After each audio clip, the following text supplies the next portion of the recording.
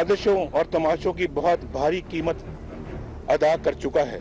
जो साजिशें उसके खिलाफ हो रही हैं वो अवाम को ये बताने पे मजबूर। पनामा पेपर्स एक बाहर से स्पॉन्सर्ड साजिश है।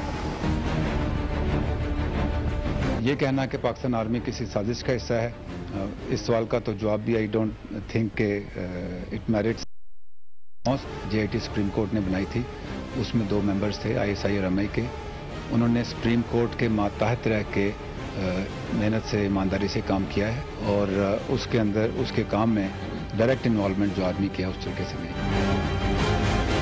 JIT बनाने के मकासद और थे, JIT ने कोई और काम शुरू कर दिया है। मेरा आपको चैलेंज है कि पाकिस्तान की तारीख में कभी इतनी पब्लिक सड़कों पर नहीं निकलेगी जो तुम्हें निकालने के लिए इस मुल्क से।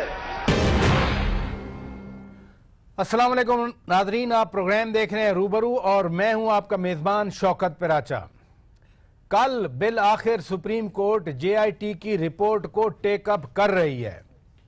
आज पाक फौज के तर्जमान ने वादे कर दिया कि JIT सुप्रीम कोर्ट ने बनाई थी।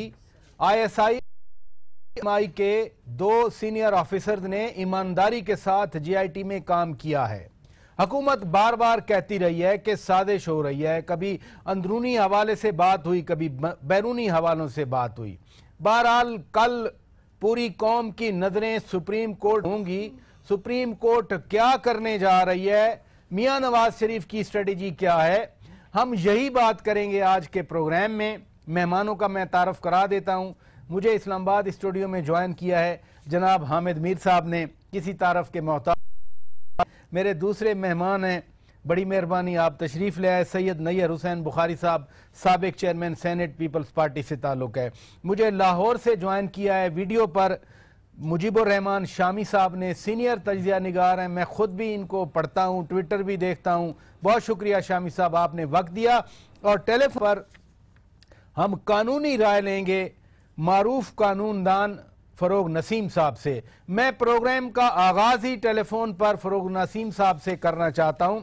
फरोग नसीम साहब, ये फरमाइए, कल JIT की रिपोर्ट हतमी तौर पर सुप्रीम कोर्ट टेकअप कर रही है, 1-2 दिनों में हतमी फैसला आएगा या फिर कई दिन, कई हफ्ते और कई महीने लग जाएंगे? ये सारा डिपेंड करेगा कि प्राइम मिनिस्टर साहब की तरफ से उनके वकला क्या ऑब्जेक्शंस फाइल करते हैं। अगर तो मिसाल के तौर पे कोई ऑब्जेक्शंस फाइल नहीं करते और डेट भी नहीं लेते, टाइम भी नहीं लेते, तो सुप्रीम कोर्ट वही फैसला कर देगी। लेकिन मेरा नहीं ख्याल वो ऐसा होगा, या तो वो ऑब्जेक्शंस फाइल करेंगे या वक्त लेंगे। अब वक्त के लिए सुप्रीम कोर्ट जो है वो पहले ही कह चुकी है कि हम अब पढ़ा के आइएगा दोनों वकला से, और हम यानी लगता ही है कि सुप्रीम कोर्ट इसको चलाने के मूड में है और चलाना भी चाहिए, ऐसा कह भी चुकी है और चलाएगी भी। लेकिन अगर वो ऐसे कोई एक्यूजर्स लेके आ जाते हैं और कोई ऐसे वैलिड चीजें लेके आ जाते हैं जिससे बहुत वो हाथ पैर मारे, तो हो सकता है 2-3 दिन का टाइम और इनको मिल जाए उनके वकला को ऑब्जेक्शन फाइल करने के लिए।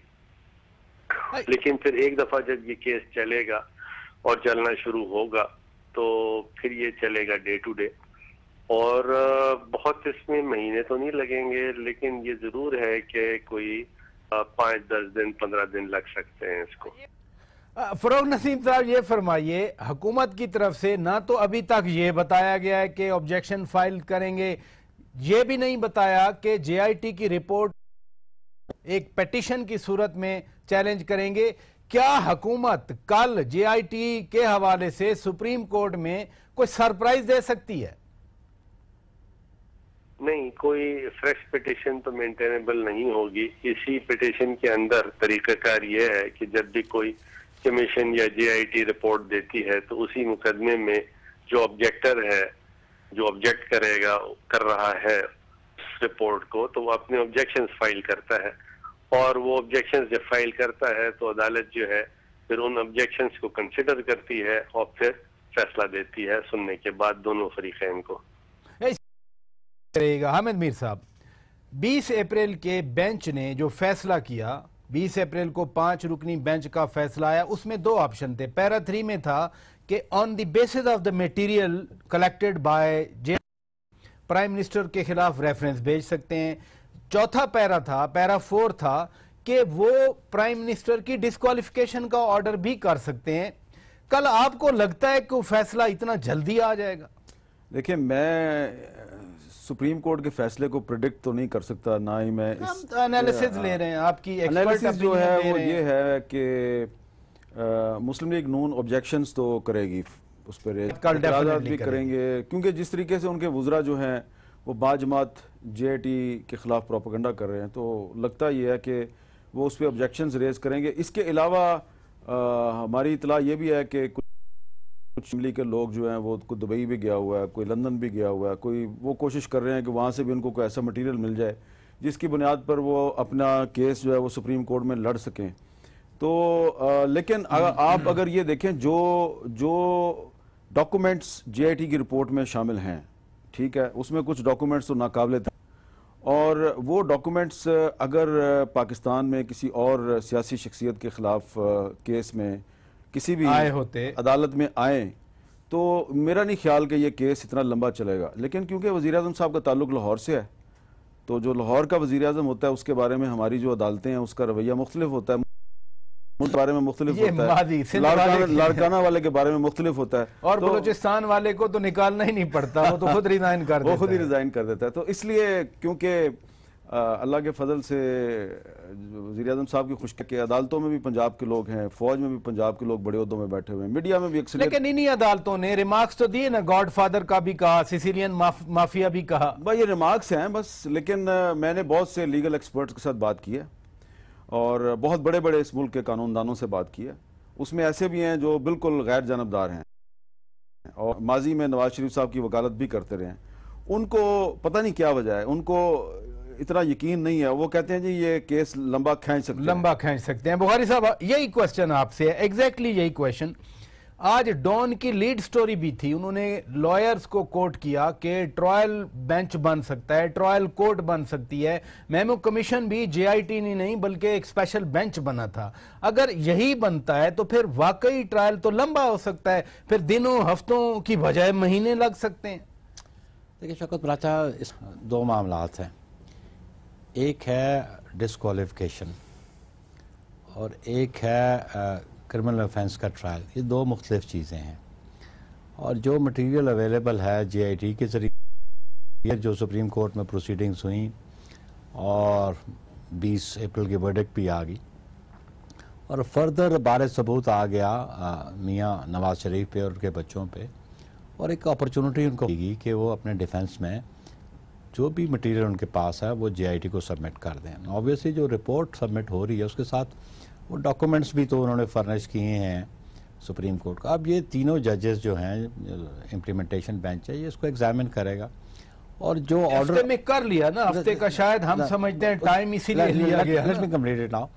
तो ये जो तीनों ऑप्शंस, उसमें जो 20 अप्रैल के ऑर्डर एग्जामिन करेंगे और उसके मुताबिक वो आगे पेशरफ्त हो सकती है। और ये सिंपल डिस्क्वालिफिकेशन जो है वो सफिशेंट नहीं है। अगर तो किसी ने क्रिमिनल ऑफेंस कमिट किया है और मुल्क उनकी खिलाफ वर्जी के लिए, चाहे वो नैब ऑर्डिनेंस है, पर्टिकुलरली वो नैब ऑर्डिनेंस से डील करता है, उसका रेफरेंस जजमेंट में भी है, तो फिर वो ट्रायल भी हो सकता है, लेकिन वो एक अलहदा चीज़ होगी। और फिर मैं आपको ये बताऊं, अभी जो मटेरियल अवेलेबल हुआ है, और उसमें एक बात है कि पहले तो 62-63 की बात करते हैं, अब 63 में भी जो प्रोविजन है कि दौरान being a member of a parliament, इस अरसे में अगर कोई डिस्क्वालिफिकेशन अकर कर जाती है तो फिर इस डोमेन भी है कि वो रेफरेंस उसके पास फाइल हो या एट हिज ओन वो रेफरेंस भेज दे इलेक्शन कमीशन को, until the speaker decides otherwise। ये वर्ड्स हैं उसमें बुनियादी बात यह है कि हर साल पार्लियामेंट को अपने एसेट्स डिक्लेयर करने पड़ते हैं, और उस एसेट्स में डिक्लेरेशन में उसको जो भी प्रॉपर्टीज उसके नाम पे हैं, चाहे इंप्रूव हुई है या डिक्रीज हुई, उसको दे। लेकिन अपरेंटली नजर ये बात आती है कि ये जो कैपिटल FZE का इशू है, कम से कम मैं एक इशू ही रेफर करता हूँ, बाकियों को छोड़ देता हूँ। ये जो JIT की रिपोर्ट है ना, इसका पेज है ना 210, उस पर 11 कंपनीज हैं जिसपे उन्होंने लिखा है कि इन कंपनीज में मियाँ साहब शेयर होल्डर हैं। तो उसको छोड़ भी दें, लेकिन ये जो अकामा वाला इशू 10,000 दरहम मंथली लेते रहे, सीरियस इशू है बहुत। तो ये भी, इस पे भी डिस्क्वालिफिकेशन, वो अमीन और सादे को आप छोड़ दें, लेकिन on basis of this evidence तो ये तो डिस्क्वालिफिकेशन हो सकती है। शामी साहब आपकी तरफ आऊंगा। वजीर आजम साहब ने खुद कहा था यहीं पर इस्लामाबाद में कि मुतनादा JIT ने मुतनादा फैसले दिए। कल वही मुतनादा JIT के मुतनादा रिपोर्ट फिर जा रही है सुप्रीम कोर्ट के पास। सुप्रीम कोर्ट इस मुतनादा अमर पे जायजा लेगी, देखेगी, या आपके ख्याल में सुप्रीम कोर्ट चूंकि हर 15 दिन के बाद जाती है तो सुप्रीम कोर्ट ने बस जो देखना था वो देख लिया, अब फैसले का वक्त आ गया? पराचा साहब, अदालतों का एक अपना तरीक़ेकार है और ये जो रिपोर्ट है सुप्रीम कोर्ट के जजों ने तो इसको मुलाजा कर लिया होगा, लेकिन फरीकैन से उनकी राय भी मांगनी है, उनके कमेंट्स भी मांगे, तो जो फरीक इससे मुतासर हो रहा है उसकी बहरहाल उसकी राय की ज़रूरत है, पैरावाइज कमेंट्स की ज़रूरत होगी। तो आप देखते ही हैं कि मुस्लिम लीग नून के वकला कल अपने एतराज़ात दाखिल करेंगे या दाखिल करने के लिए कोई वक्त मांगेंगे। दोनों सूरतें हो सकती हैं। ये सुप्रीम कोर्ट जो है वो कोई समरी ट्रायल कोर्ट नहीं है, ना कोई समरी मिलिट्री कोर्ट है और ना ही ये ट्रायल कोर्ट है। तो इसलिए सुप्रीम कोर्ट को ये फैसला करना होगा कि ये मामला सारा वो खुद सुनेगी या इसे एहतसाब अदालत के पास भेज देगी। तो जो भी सूरत होगी, अभी आप तो फरमा रहे थे पंजाब का कोई मामला ताना दे रहे थे क्योंकि अहमद मीर साहब का ताल्लुक भी मेरे ख्याल लाहौर ही से है और पंजाब से भी है। ये कोई पंजाब और लाहौर का मामला तो नहीं है, ये कोई इससे मुख्तलिफ मामला है, हमें इसे मुख्तलिफ तनाजुर में देखना चाहिए। शामी साहब, आपने कहा कि समरी कोर्ट नहीं है, शामी साहब से जरा पूछें कि बता दें जरा क्या मुख्तलिफ मामला है ताकि हम भी समझ लें। और ये भी बात ऐड कर लेंगे 126 दिन, ये तो कौमी मसला, ये कोई पंजाब वर्सेस फेडरेशन तो नहीं है, या लाहौर वर्सेस तो फेडरेशन नहीं है। अच्छा चले। शामी साहब, आपने फरमाया ही कोर्ट नहीं है, लेकिन हमें तो नवीद सुनाई गई कि अगला हफ्ता पाकिस्तान की तारीख का सबसे अहम हफ्ता होगा। और अभी थोड़ी देर पहले खुर्शीद शाह साहब अपोजिशन लीडर भी यही कह रहे थे कि उन्हें एक हफ्ते में ये केस का नजर आ रहा है। देखिए जी, अगर फैसला खुर्शीद शाह साहब ने करना है या उन जैसे दूसरे लोगों ने करना है तो फिर सुप्रीम कोर्ट की तो कोई ज़रूरत ही नहीं है। फिर तो यानी जिस तरह से किसी भी मुकदमे में जो चालान पेश होता है, अगर वही हरफ आखिर है तो अदालतों को वैसे ही ख़त्म कर देना चाहिए। और मोहतरमा बेनज़ीर भुट्टो के खिलाफ जो रेफरेंस दायर हुए, जो आसफ अली जरदारी साहब के खिलाफ रेफरेंस दायर, वो तो वैसे कबूल हो जाने चाहिए थे। तो अगर हम ये मंतक मान लें तो फिर अदालतों को तो ताला लगा देना चाहिए। 126 दिन तो पहले हेयरिंग हुई ना शामी साहब। देखिए जी, ये तो अदालत के ऊपर मुनहसर है ना, ये अदालत तो एक तफसील से अपनी बात सुनती है और वो करती है, दूसरों की बात सुनती है, दलाइल होंगे, अपनी अपनी बात करनी पड़ेगी, फिर उसके बाद अदालत करना होगा जो अदालत फैसला करेगी। जाहिर है ना मैं कर सकता हूं, ना खुर्शीद शाह साहब कर सकते हैं, ना आप कर सकते हैं। दुरुस्त है। इधर ही रुकिए नाजरीन, ब्रेक का वक्त हुआ है। ब्रेक के बाद जब वापस आएंगे, कल फैसला हो या ना हो, लेकिन JIT की रिपोर्ट सुप्रीम कोर्ट टेकअप कर रही है, कॉज लिस्ट इशू हो चुकी है, उसमें ये केस मेंशन्ड है। ब्रेक के बाद इसी मौजू पर बात करेंगे। Stay with us.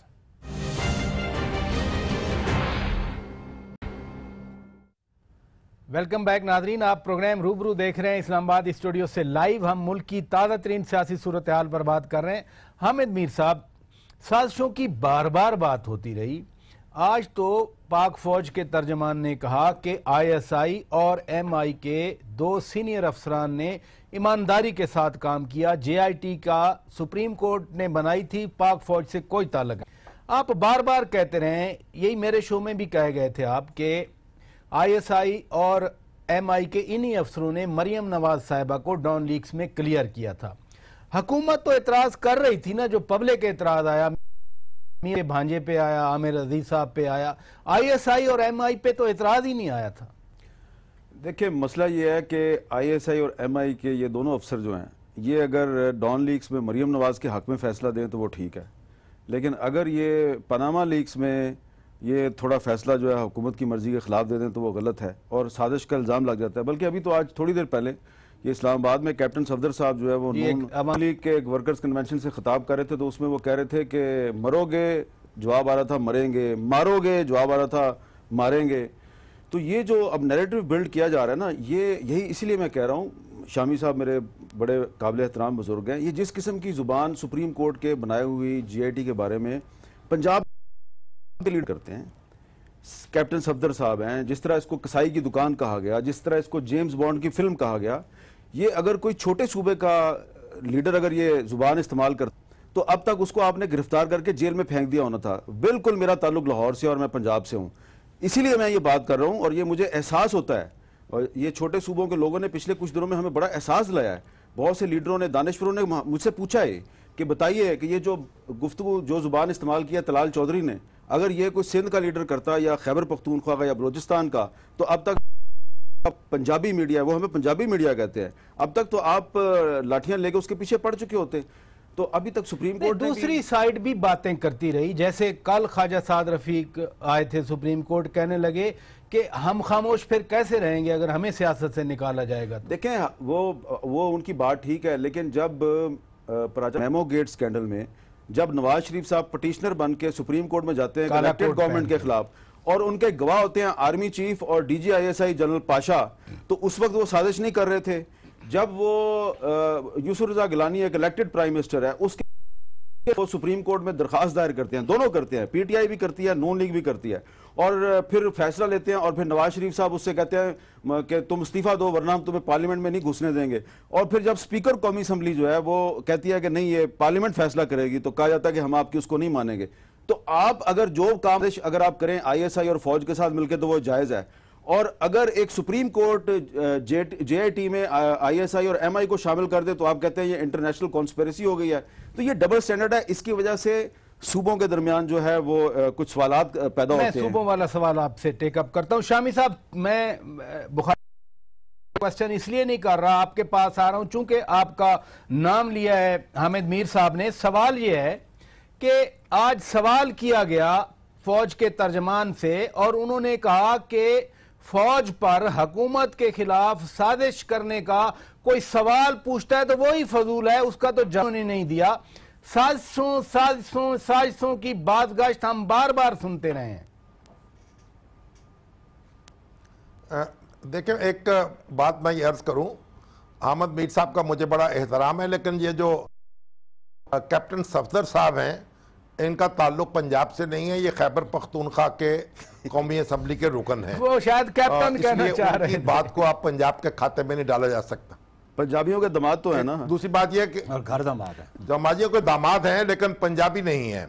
जी दुरुस्त है, दुरुस्त है। अच्छा, एक बात। दूसरी बात यह है कि जिस वक्त ये सिंध हाई कोर्ट ने फैसला दिया था जिसमें जो मुशीर थे वजीर के, उनको अपने ओहदों से हटना पड़ा था, उस वक्त जो पीपल्स पार्टी के लीडरों ने जो जुबान इस्तेमाल की थी अदालतों के बारे में, वो भी आप रिकॉर्ड मंगवा कर देख लें। और खुद आसफ अली जरदारी जो हैं जब वो गए थे पाकिस्तान से तो किस तरह के लहजे में किस तरह की बातें उन्होंने की थी वो भी देख लें। असल में ये कोई, और खुद इमरान खान साहब जो हैं और परवेज खटक जो हैं वो जो जुबान इस्तेमाल करते हैं या करते रहे हैं वो भी, उनका भी रिकॉर्ड देख लें। तो मेरी बसात अदब ये गुजारिश ये है कि ये हमें पंजाबी होने का ताना न दिया जाए या लोगों को किया जाए हमारे खिलाफ, इसलिए कि हम पंजाबी हैं। हम पंजाबी हैं लेकिन हम पाकिस्तानी भी हैं, और उसी तरह हमारा अगर हमने को किया है तो अदालत सजा दे सकती है, लेकिन पंजाबी होने की बात जो है, बसात अदब मैं अर्ज करूंगा कि मेरा दिल दुखता है इस बात से। एक बात। दूसरी बात ये, जहां तक देखिए, जहां तक साजिश का ताल्लुक है या पाक फौज के इन्वॉल्व होने का ताल्लुक है, तो मैं नहीं ये कह सकता कि अब इस मुल्क में कोई मार्शल लॉ लगाने की साजिश हो सकती है या पाक फौज इस तरीके से सोच रही है। मुझे इससे इत्तफाक नहीं होगा।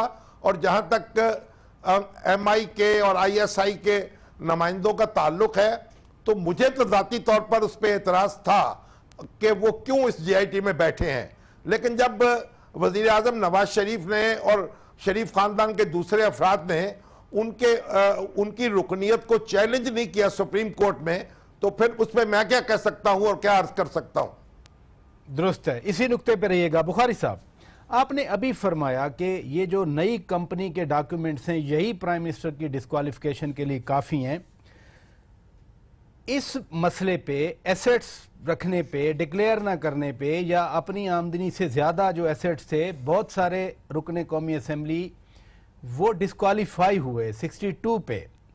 जेल तो नहीं गए, क्रिमिनल चार्जेस तो नहीं फ्रेम हुए। आपको याद है जमशेद दस्ताइन करके दोबारा इलेक्शन की जीत के आ गए थे। अदालत खुद ऑप्शन दिया करती थी, जब उनको घर भेज दिया गया सिर्फ झूठ बोलने पे, क्रिमिनल चार्जेस फ्रेम, तो इनके खिलाफ क्यों क्रिमिनल चार्जेस फ्रेम? मैंने आगाज में आपसे कहा कि ये दो इश्यूज हैं, एक है डिस्क्वालिफिकेशन का और एक है offence under the NAB ordinance. और नैब ऑर्डिनेंस के नीचे जो ऑफेंस है वो है assets beyond means, legal means. वही सेक्शन 9 क्लॉज 6 जो रेफर की हुई है, 9A का 5 है, 9A का 5 है। अब वो प्रमा फशाई बाजुल नज़र में सुप्रीम कोर्ट ने ये होल्ड किया, दो ने कह दिया डिस्क्वालीफाइड, 3 जस्ट मतलब सेटिस्फाइड नहीं, तो उन्होंने कहा जी लेकिन ओनस उस ऑर्डर को आप देखें ना तो उस ऑर्डर में बड़ा लिखा है कि जी ये जो ऑफिस है इसकी रिक्वायरमेंट्स क्या हैं, इसकी होनी चाहिए जी, ये इसकी ऑनेस्टी एक रिक्वायरमेंट है। उन्होंने कहा इसको क्लियर करने के लिए, ये वर्ड यूज है टू क्लियर हिमसेल्फ। तो बात यह है कि फिर ओनर्स इनके पास आ गया, ये जो भी था, अचल था, झूठा मटेरियल था, जायज़ था, नाजायज़ था, what ever was in their possession, ये उनको दे देते और फिर वो एग्जामिन होता। अब बात यह है कि फैसला ना मीर साहब ने करना, ना मैंने करना, ना शामी साहब ने करना, फैसला करना जजेस ने, सुप्रीम कोर्ट ने। और बुनियादी बात यह है कि जो मटीरियल इन्होंने फर्निश किया, जो फराहम किया, उसको सुप्रीम कोर्ट एग्जामिन करेगी।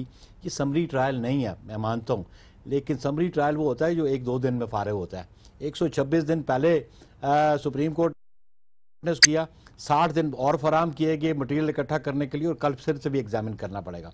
सेकंड, एक शामी साहब ने बात कही कि पंजाबी के हवाले से जो मीर साहब का और इनका मुकालमा आपस में, पास रिकॉर्ड जो है साहब का रिकॉर्ड अगर देखें तो जो रवैये अपनाए गए हुक्मरानों के खिलाफ या उनके हक में वो देख लें, और जो बाकी सूबों के हुक्मरान थे उनके खिलाफ जो भी अमल हुआ किसी इंस्टीट्यूशन से, वो बड़ा मुख्तलिफ था। लेकिन बुखारी साहब, ये बात बुखारी साहब बात ये है, इसी मियां नवाज को घर भेजा गया, 93 में भेजा गया, सुप्रीम कोर्ट ने इनके हक में फैसला दिया, काकड़ साहब गए, इसाक खान भी, और सुप्रीम कोर्ट ने कितने दिन में इनके हक में फैसला दिया? 2-3 हफ्ते में। लेकिन घर तो गए, और जिस घर तो गए 99 में फिर घर गए। इसमें आप बात सुन लें, इसमें देख लें कि जुडिशरी ने इनकी हक, उससे पहले बीबी की गवर्नमेंट 90 में गई, हम रेस्टोरेशन के लिए गए, हमारी पिटीशन नहीं सुनी। बिल्कुल, एतदाद एहसन ने दोनों के सारे, खालिद अनवर ने दोनों जीते, एक बार हक में थे, एक बार मुखालफत में थे। दूसरी बात, 93 में इनकी गवर्नमेंट रेस्टोर कर दी गई, और फिर वो जो काकड़ फार्मूला आया, वो कुर्सी इतनी ज्यादा थी बिटवीन प्रेसिडेंसी और प्राइम मिनिस्टर हाउस, फिर 58-2 भी मैंडेट तो प्राइम मिनिस्टर के पास था, इलेक्टेड तो वो थे। मेरी बात सुन लेना आप, उस वक्त 58-2 भी था, जो थी वो आर्टिकल का एक हिस्सा थी।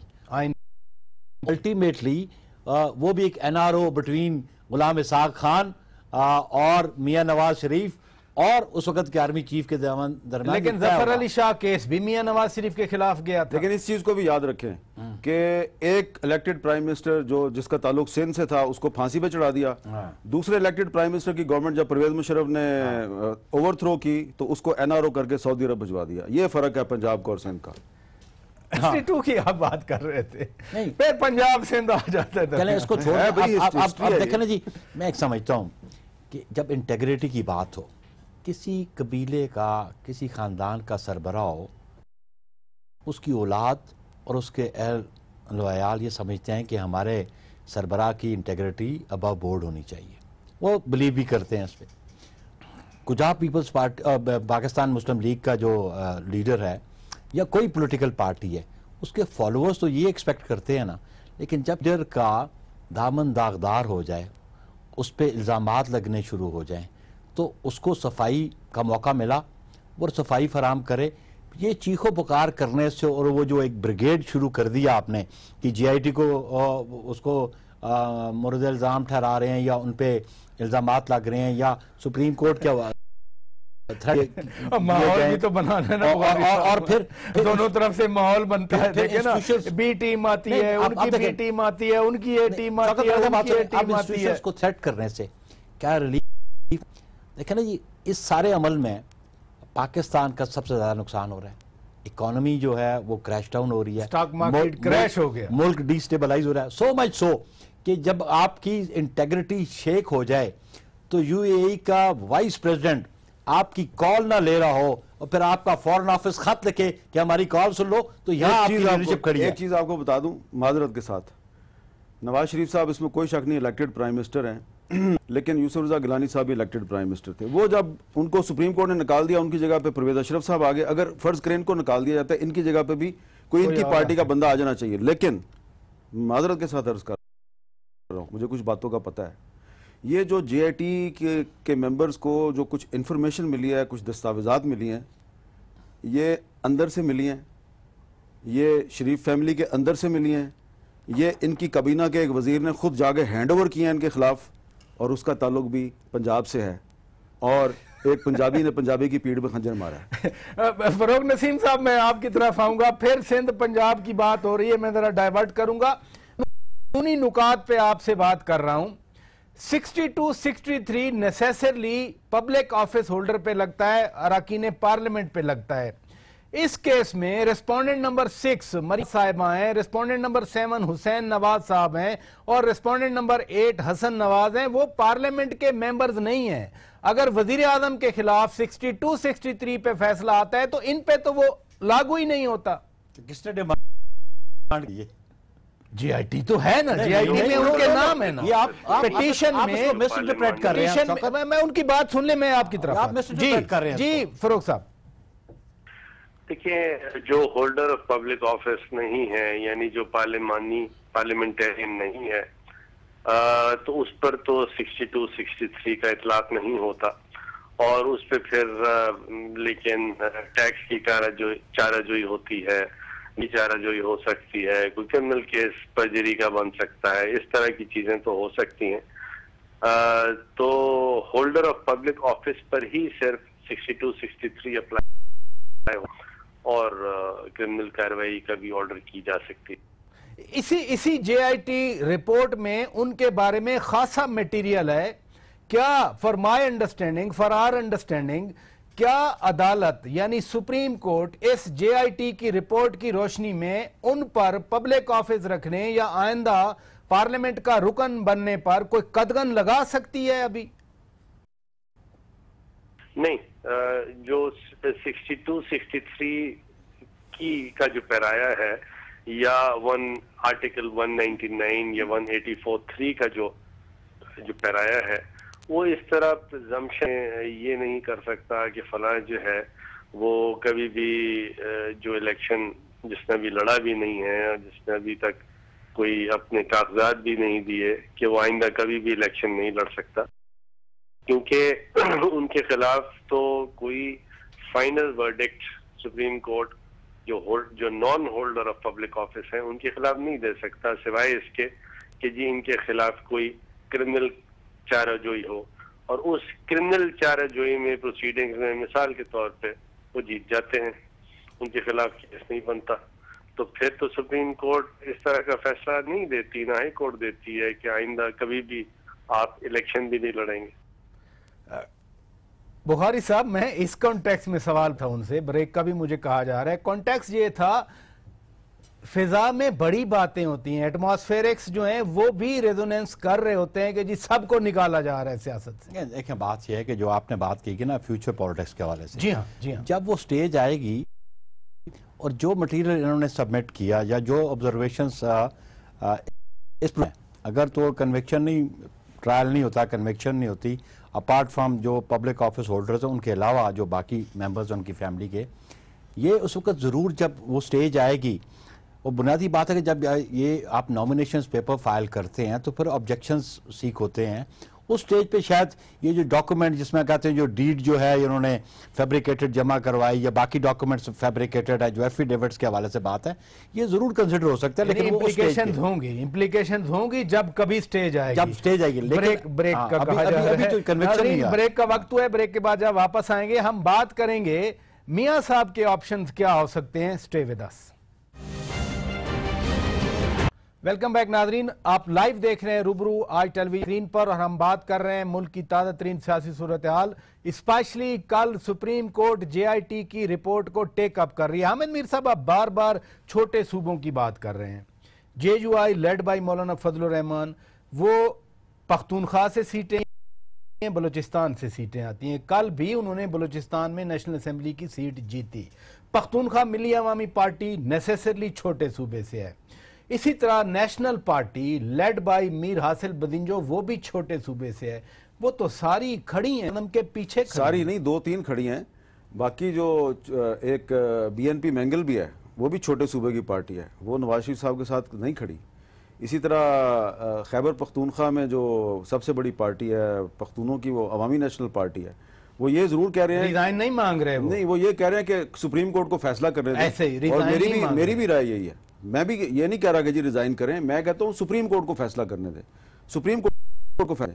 लेकिन जो पीपल्स पार्टी है जिसको आपने सिंध की पार्टी बना दिया है इस वक्त, तो खैर हम तो अपोजिशन आप देखें ना, अभी सकरदू से लेकर कराची तक जीती है पीपल्स पार्टी। सिंध की पार्टी तो नहीं है ना, अब बना दिया ना कुछ लोगों ने, नूनते ना, ये सिंध की पार्टी है, मैं तो नहीं कहता। लेकिन सबसे बड़ी ऑपोजिशन की बंदे नून लीग नहीं तोड़ रही, बंदे और तोड़ रही है पार्टी। सबसे बड़ी ऑपोजिशन की पार्टी तो पीपल्स पार्टी तो इस्तीफा मांग रही है। गो कि मैं उस मुतालबे की हिमायत नहीं कर रहा। मेरा बड़ा सिंपल सा मामला है। मैं ये कहता हूं कि अगर नवाज शरीफ साहब को ये राइट था कि वो और इमरान खान दोनों जाएं और सुप्रीम कोर्ट से डिस्क्वालीफाई करवा दें यूसुफ रजा गिलानी को, और अगर उन्हें ये राइट था कि वो इलेक्टेड गवर्नमेंट के खिलाफ आर्मी चीफ और DGISI की मदद के साथ सुप्रीम कोर्ट में जाएं और एक हंगामा बर्पा कर दें, जिसमें मीडिया भी आपके साथ था। जो मेमो गेट का इतना बड़ा हंगामा हुआ था, आपको याद है पराजा साहब? कितना बड़ा हंगामा, क्या हुआ उसका? तो क्या वो साजिश नहीं थी? और उस वक्त चौधरी निसार अली खान ने मियां नवाज शरीफ को कहा था कि करें, क्योंकि आप ये कहते हैं कि अब मुस्लिम लीग नून जो है वो बदल चुकी है, ये वो वाली पार्टी नहीं है, ये साजिशें करने वाली पार्टी नहीं, आप ये काम ना करें, क्योंकि ये पाशा साहब करवा रहे हैं हमसे। लेकिन नवाज शरीफ साहब चले गए थे। तो ये कोई इतनी पुरानी बात नहीं है, माजी करीब की बात है। तो इसलिए मैं ये कह रहा हूं कि जिस तरह बुखारी साहब ने भी कहा कि जब ये हमारे कुछ मोहतरम नून लीग के, मेरे सारे दोस्त हैं, मैं क्या करूं, मेरा तो ये भी बहुत बड़ा मसला है, लेकिन सियासतदान और सहाफ़ी की दोस्ती नहीं होती है, घोड़े और घास की दोस्ती हो नहीं सकती। जब ये JIT पे इस तरह बातें करते हैं, उसको कसाई की दुकान कहते हैं, नेशनल कॉन्स्पिरेसी कहते हैं, तो फिर कोई मुझे पेशावर से फ़ोन करता है, फिर मुझे कोई खुशदार से, कोई कोयटा से फ़ोन करता है, कोई सखर से, कोई हैदराबाद से फ़ोन करता है। वो कहते हैं भाईजान ये अगर हम बात करें तो हमें तो उठा के आपने जेल में फेंक देना है। लेकिन जो जिन इलाकों की आप बात कर रहे हैं उनके लोग यहाँ बैठ के कहते हैं कि ये सारी तख्त लाहौर की लड़ाई है। वो कहते हैं जमान पार्क भी लाहौर में है, वो कहते हैं मॉडल टाउन भी लाहौर में है, वो मॉडल टाउन यानी डॉक्टर ताहिरुल कादरी का मॉडल टाउन वो भी लाहौर में है। सारे यही बात करते हैं। ये बात काफी हद तक दुरुस्त है, ये इससे मैं इत्तेफाक करता हूँ। बुखारी साहब 62 पे मियां साहब डिस्क्वालीफाई हो जाते हैं। फर्ज किया कल परसों 2 महीने के बाद मियां साहब रायवंड में बैठते हैं, लाहौर में बैठते हैं, वो मुस्लिम लीग के सरबराह हैं, वो तो ज्यादा ताकतवर होंगे, वो तो ज्यादा पावरफुल होंगे, वो तो एक गाइडिंग फादर बनकर बैठेंगे, उनको सियासत से आउट तो नहीं किया जा सकता। देखिए जी, मैं आपको बोलूँ कि वो कितना ताकतवर होंगे, कम उनको खुद इल्म होगा या उनकी जमात को होगा। मैं मुस्तकबिल की बात कर रहा हूं। सुनने को उसके बाद ये डिस्क्वालिफिकेशन के बाद इनकी पार्टी की हैसियत क्या रहती है, और जो नया प्राइम मिनिस्टर आता है आया इनकी जमात को पूरा एतमाद भी है, वोट ऑफ कॉन्फिडेंस भी देते हैं कि नहीं देते हैं, ये सारे मतलब हाइपोथेटिकल क्वेश्चंस तो नहीं करते। लेकिन मियां साहब इसमें कोई शक नहीं कि वो पाकिस्तान मुस्लिम लीग एन के वो लीडर पहले भी थे, आज भी उसके लीडर हैं, और अगर उनके कोई मिसडीड्स की हैं तो उसकी वो सज़ा भुगतेंगे और डिस्क्वालीफाई हो जाएंगे। ये सारा मामला मुस्लिम लीग की इंटरनल पॉलिटिक्स का है और वो अपने मेंबरान को कितना साथ लेके चल सकते हैं, और वही वक्त बताएगा कि वो कमज़ोर हैं या ताकतवर है। लेकिन एक बात है शुदा, ये अगर ये सारा प्रोसेस, ये जो अकाउंटेबिलिटी का प्रोसेस अभी ये पिछले 1.5 साल से शुरू है, अगर ये कंटिन्यू करे तो शायद पॉलिटिकल पार्टीज़ का फ़ायदा या नुकसान हो ना हो, मुल्क का नुकसान हो रहा है, इंस्टीट्यूशंस का नुकसान हो रहा है, पाकिस्तान की जो फॉरेन रिलेशंस है वो बड़े मुतासर हो रहे हैं, इकॉनमी बड़ी मुतासर हो रही है। और मुझे अफसोस होता है जब मैंने ये ख़त पढ़ा जो फॉरेन ऑफिस ने लिखा कि UAE के वाइस प्रेसिडेंट को आप रिक्वेस्ट कर रहे हैं कि हमारी टेलीफोन सुन लो, तो आप देखें कि कोई पर्सनैलिटी डिस्क्रेडिट हो जाए तो फिर इंटरनेशनल कम्युनिटी में उसकी क्या हैसियत रहती है। तो नुकसान पाकिस्तान का हो रहा है। नुकसान पाकिस्तान का हो रहा है। शामी साहब आपकी तरफ आऊंगा। जो सवाल हामिद मीर साहब से मैंने किया उसी इन्वेशन में आपसे बात करना चाहता हूं। मीर हासिल बजिंजो साहब आज खुल के बोले और उन्होंने कहा कि ये सादिक और अमीन का खेल अब खत्म होना चाहिए, क्या कहेंगे आप? देखिए, इसमें तो कोई शुबा नहीं है, जब 58B2 जो है उसको ख़त्म किया गया तो प्रेसिडेंट के पास जो इख्तियार था कि वो कौमी असम्बली को तहलील का है और उसने जो मफासद पैदा किए उनका ख़ात्मा मकसूद था। और अब ये 184(3) के तहत किसी वज़ीर आज़म को नाअहल करार दे देना, ये एक ऐसी बात है जो तजावुज़ है और इसकी तो रिव्यू पिटीशन भी नहीं है साहब। शामी साहब 184(3) का तो रिव्यू पिटीशन ही नहीं हो सकती।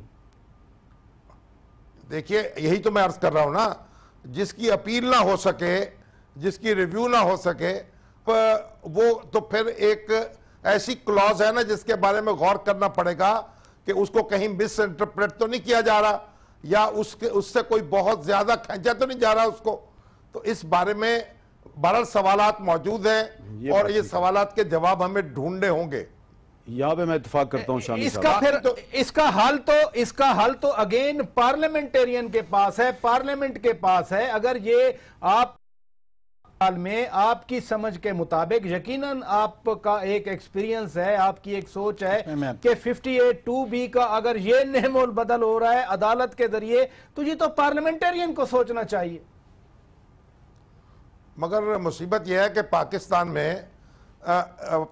में मसला ये है कि सियासी जमातें एक दूसरे तरह गुत्थम गुत्था होती हैं और इस मामले में मुस्लिम लीग नून भी कोई अच्छा रिकॉर्ड नहीं रखती और पीपल्स पार्टी को अच्छा नहीं है। और अब भी ये कोई मिसाली मामला इनका नहीं है।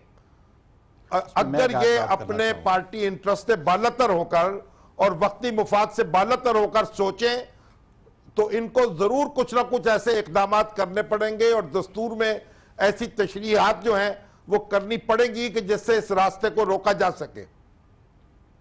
जी बुखारी साहब, गुजारिश है कि ये मैं ऑनर्स पार्लियामेंटेरियन पे है, पार्लियामेंटेरियन पे बात यह है कि जो शामी साहब ने कहा जी 58(2)B का अब आइन का हिस्सा नहीं यार, अब ये जुडिशरी उसको इस्तेमाल करे, ये मैं समझता हूँ ये मिसकंसेप्शन है। 58(2)B डिसोल्यूशन ऑफ असेंबलीज की बात है, डिस्क्वालिफिकेशन की बात नहीं है। इसमें एक बड़ा डिफरेंस है। हुकूमत जानी है ना, आप देखें ना, अब मेरी बात सुन लें जी, ये तो वही इख्तियार है जो गवर्नर जनरल गुलाम मोहम्मद ने जिस तरह ख्वाजा शामी साहब मेरी बात सुन रहे हैं आप। अब देखें ना, इस चीजों को आप मिक्सअप ना करें इसको। अगर प्राइम मिनिस्टर जाता है तो क्या जब बजरिया जुडिशरी के और जुडिशल वर्डिक्ट के यूसुफ गिलानी गए तो 58(2)B का इतलाक हुआ, असेंबलियां गई, असेंबलियां तो कतल नहीं गई। वो 184 के तहत नहीं गए, मेरी गिलानी के खिलाफ कार्रवाई 180 के तहत नहीं। आप शामी साहब मुझे बता दे 184(3) के नीचे ये असेंबलियां डिसॉल्व हो रही हैं या प्राइम मिनिस्टर जो है जो उसकी डिस्क्वालिफिकेशन होगी वो डिस्क्वालीफाई हो रहा है, इसमें तो फर्क देखें आप। जब नहीं आप इख्तियार इस्तेमाल कर रहे हैं कि जी 58(2)B जुडिशरी इस्तेमाल कर रही है। 58 अब देखे ना, वो तो ये थी कि प्रेसिडेंट की पावर थी असेंबलियों को डिसॉल्व करने की, आज डिसोल्यूशन की बात नहीं है, आज डिस्क्वालिफिकेशन की बात है। ये फर्क आप जरूर ध्यान में रखें। एक ही बात है, ये एक बात नहीं का एक ही मतलब है। फिर मैं ये शामी साहब ये आप इसरार करते हैं तो मैं इसमें ही आपको तो ये जी डिसोल्यूशन और डिस्क्वालिफिकेशन एक ही चीज है। लेकिन इसमें आप इसको सिनोनिमस समझते हैं। नवाज शरीफ की जो डिस्क्वालिफिकेशन है it amounts to dissolution of assemblies, it is height of it में शामी साहब। अगर ये लीडर ऑफ द हाउस को जब आप डिस्क्वालीफाई करते हैं तो असेंबली को तहलील करने के मुतराद No, totally wrong. शामी साहब, गुलाम ये आप मोहम्मद ने misinterpret कर रहे हैं, जब ख्वाजा ये नाज़िम उद्दीन को misconception घर है। भेजा था, Disqualification means तो असेंबली डिसॉल्व की disqualification, थी। dissolution means dissolution. अच्छा, There's a lot of difference. देखिए बड़ा ये तो सिंपल सा आपकी मामला तशरीह है ना। ये बड़ा सिंपल सा मामला है। जिस तरह यूसुफ रज़ा गिलानी साहब गए, उनकी जगह राजा परवेज अशरफ साहब आ गए और असेंबली डिसॉल्व नहीं हुई, तो इसी तरह इस केस में भी हो सकता है। लेकिन शामी साहब की एक बात जो है वो उसमें काफी वजन है कि वो जो 184(3) की जुरिस्डिक्शन है, उसमें अगर आप ये फैसला कर लें कि हम डिस्क्वालीफाई कर रहे हैं, यानी कि इसी पिटीशन के तहत, तो ये इस पर एतराज़ की गुंजाइश मौजूद थी जब दो जजों ने फैसला दिया था। जब उन्होंने, एक ने कहा गॉडफादर है और दूसरे ने इसको कुछ और कह दिया था, तो उस वक्त जो थी उसको चाहिए था, कुछ बहुत से लीगल एक्सपर्ट्स कहते हैं कि उस वक्त नून लीग को चाहिए था कि उसको चैलेंज करते, उन्होंने चैलेंज नहीं किया। फिर जब ये इंप्लीमेंटेशन बेंच बन गया, इस पे एतराज करना चाहिए था, इन्होंने वो भी एतराज नहीं किया। अब फिर जेआईटी बन गई, इन्होंने जेआईटी पे एतराज किया, लेकिन कहा कि हमें सुप्रीम कोर्ट पे, बार बार का सुप्रीम कोर्ट पे एतमाद है। साथ साथ ये भी कहते रहे कि हम लोहे के चने साबित होंगे, लेकिन साथ साथ का हम एतमाद भी कर रहे हैं। तो अब इनको जो भी सुप्रीम कोर्ट का फैसला है वो इनको कबूल करना पड़ेगा। जिस तरह यूसुफ रज़ा गिलानी का फैसला इनको कबूल पड़ा था, तो ये भी कबूल करना पड़ेगा। बहुत शुक्रिया हामिद मीर साहब, आपने वक्त दिया। बहुत शुक्रिया सैयद नैयर हुसैन बुखारी साहब। शामी साहब, बहुत शुक्रिया, आपने हमारे लिए वक्त निकाला। और बैरिस्टर फरोग नसीम साहब का भी शुक्रिया अदा करते हैं। नाजरीन, हमारी तरफ से इतना कुछ। कल देख लेंगे कि सुप्रीम कोर्ट में क्या होता है। आप भी देखिए, हम भी देखेंगे। अपने मेज़बान शौकत पिराचा को इजाज़त दीजिए। खुदा हाफिज।